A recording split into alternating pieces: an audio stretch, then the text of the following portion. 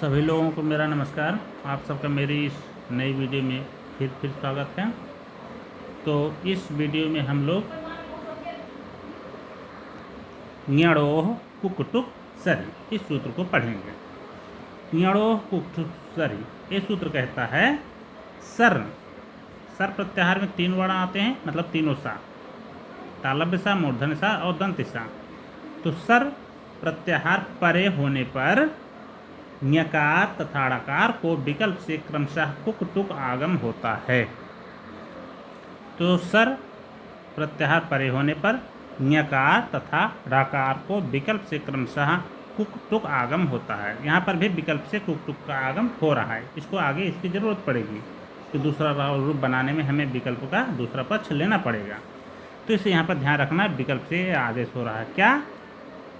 ञकार को कुक आगम होगा और ड़कार को टुक आगम होगा। इसका उदाहरण हम लोग देखते हैं। यहाँ पर यह भी ध्यान देने योग्य है, इसके पहले जो हम लोग आद्यंतो टकितो सूत्र पढ़े थे, आद्यंतो टकितो, इस सूत्र में कहा गया था तो अगर टित होगा तो आदि अवयव होगा और कित होगा तो अंत अवयव होगा। यहाँ पर दोनों आगम जो हो रहे हैं ये दोनों कित हैं। दोनों कित होने के कारण ये अंत अवयव ही बनेंगे। तो ये ञकार के बाद में जुड़ेंगे और ड़कार के टुक, मतलब टा ड़कार के बाद में जुड़ेगा। अब उदाहरण देखते हैं। जैसे ए प्रांग षष्ठा सगुण षष्ठा, ये 2 उदाहरण हैं। एक उदाहरण में जो सर प्रत्याहार का वर्ण मूर्धन्य सकार है वह इंज्ञा के बाद में है, और दूसरे उदाहरण में जो मूर्धन्य सकार है वह ड़कार के बाद में है। तो इसमें क्या कहा गया था? ञणोः कुक्कुटुक् सरि। इस सूत्र में क्या बताया गया था? ञकार के स्थान पर कुक का आगम होगा और ड़कार के स्थान पर टुक का आगम होगा। तो एकार के स्थान पर यहाँ पर कुक का आगम हो जाएगा और ड़कार के स्थान पर टुक का आगम हो जाएगा। दोनों में कुक में का शेष रहता है, टुक में टा शेष रहता है। तो ऐसी स्थिति में का यहाँ पर आगम हो जाएगा, रूप बन जाएगा प्रांग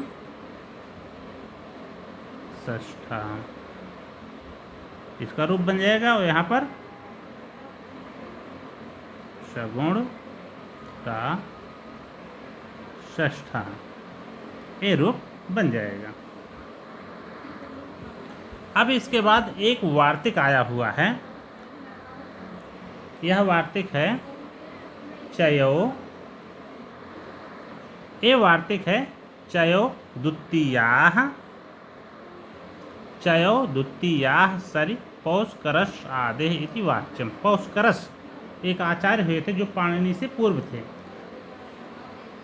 तो वार्तिक का कात्यायन कह रहे हैं कि पौष्करस् आदि आचार्यों के मत में सर परे होने पर चय मतलब प्रत्येक वर्ग के प्रथम अक्षर, चाटा ता का पा, चय वर्णों के स्थान पर उसी वर्ग का द्वितीय वर्ण हो जाता है और यह कार्य वैकल्पिक है। इस वार्तिक का अर्थ एक बार फिर से सुन लीजिए आप लोग। ये वार्तिक कहता है पौष्करस आदि आचार्यों के अनुसार सर परे होने पर, जैसे यहाँ पर सर प्रत्याहार का वर्ण परे है, सर परे होने पर चय प्रत्येक वर्ग के प्रथम अक्षर, जैसे का है ए चय प्रत्याहार के अंतर्गत आ रहा है और टा भी चय प्रत्याहार के अंतर्गत आ रहा है। तो सर परे होने पर चय प्रत्याहार के वर्णों के स्थान पर उसी वर्ग का, मतलब का वर्ग का ही दूसरा अक्षर, का के स्थान पर खा और टा के स्थान पर ठा, उसी वर्ग का द्वितीय वर्ण हो जाता है। तो यहाँ पर हम द्वितीय वर्ण कर देंगे। इस प्रकार से का के स्थान पर खा हो गया और टा के स्थान पर ठा हो गया। तो रूप क्या बन गया? पूरा जोड़ देने पर क्या हो जाएगा? प्रांग षष्ठा, एक रूप ये बन गया और सगुण ठा षष्ठा, जोड़ देने पर सगुण षष्ठा, ऐसा रूप बन गया। तो एक रूप ये हो गया। तो दूसरे पक्ष में का के स्थान पर खा आदेश नहीं होगा और टा के स्थान पर ठा आदेश नहीं होगा, क्योंकि यह कार्य वैकल्पिक था। तो दूसरे पक्ष में क्या रूप बनेगा? तो इस प्रकार से खा के स्थान पर का ही बना रहेगा और यहाँ पर ठा के स्थान पर ता ही रहेगा। तो इस प्रकार से दूसरा रूप ये बन गया है दूसरे पक्ष में। और तीसरा पक्ष क्या होगा? जो कुक और टुक आगम था वह भी वैकल्पिक था, मतलब दूसरे पक्ष में कुक और टुक का आगम नहीं होगा। तो दूसरे पक्ष में क्या हो जाएगा? प्रांग षष्ठा और सगुण षष्ठा। इस प्रकार से एक रूप ए बनेगा, दूसरा रूप ए बनेगा, तीसरा रूप ए बनेगा। इसी प्रकार सगुण षष्ठा का भी 3 रूप बनेगा, एक ए, दूसरा ए और तीसरा ए। इस प्रकार से 3 रूप बनेंगे। अब इसका आगे अगला सूत्र है नश्च। तो नश्च सूत्र कहता है नकारांत पद से परे सकार को विकल्प से धुट का आगम होता है। मतलब ये इसके पहले वाले सूत्र का अपवाद है। तो इसका उदाहरण है सन षष्ठा और सन धन सह।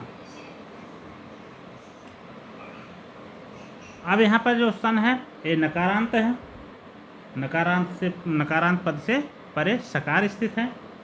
ऐसी स्थिति में यहाँ पर ना के सा को जो धुट का आगम होगा वो विकल्प से होगा। तो एक पक्ष में धुट का आगम होगा, दूसरे पक्ष में नहीं होगा। तो सन धा दूसरे पक्ष में नहीं होगा, ऐसा रूप बन जाएगा। आद्यंत और टकित सूत्र से ये जो धुट है तित होने के कारण यह सकार का आदि अवयव होगा। तो आद्यंत और टकित सूत्र क्या कहा था? अगर टित होगा तो वह आदि अवयव होगा। तो यहाँ पर जो धुट है टित होने के कारण सकार का आदि अवयव हो गया। तो सन धा सा ऐसा रूप बन गया। अब इसके आगे खर्चा सूत्र लगेगा, खरिच। तो खर प्रत्याहार परे होने पर झल के स्थान पर चर आदेश हो जाता है। तो धा के स्थान पर चर होकर के रूप बन जाएगा सन ता सह बराबर संत सह, ऐसा रूप बन जाएगा। और दूसरे पक्ष में धुट का आगम नहीं हुआ तो यहाँ पर संसह, ऐसा ही रूप बनेगा।